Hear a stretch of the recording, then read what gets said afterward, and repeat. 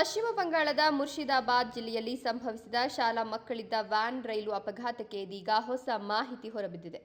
ಹೌರಾಕ್ಕೆ ತೆರಳುತ್ತಿದ್ದ ನವದ್ವೀಪ ಧಾಮ್ ಎಕ್ಸ್‌ಪ್ರೆಸ್ ರೈಲು ಈ ಮಾರ್ಗವನ್ನು ದಾಟಿದ ಕೆಲವೇ ಕ್ಷಣಗಳಲ್ಲಿ ಈ ಭೀಕರ ದುರಂತ ಸಂಭವಿಸಿದೆ ಎನ್ನಲಾಗಿದೆ.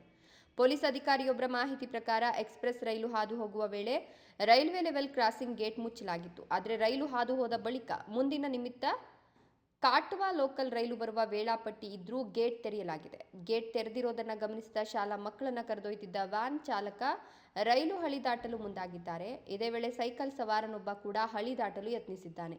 ಈ ಸಂದರ್ಭದಲ್ಲಿ ವೇಗವಾಗಿ ಬಂದ ನಿಮಿತ್ತ ಕಾಟ್ವಾ ಲೋಕಲ್ ರೈಲು ಶಾಲಾ ವ್ಯಾನ್ಗೆ ಭೀಕರವಾಗಿ ಡಿಕ್ಕಿ ಹೊಡೆದಿದೆ. ಡಿಕ್ಕಿಯ ರಭಸಕ್ಕೆ ವ್ಯಾನ್ ಸಂಪೂರ್ಣ ಜಖಂಗೊಂಡಿದ್ದು ಹಲವು ವಿದ್ಯಾರ್ಥಿಗಳು ಗಾಯಗೊಂಡಿದ್ದಾರೆ.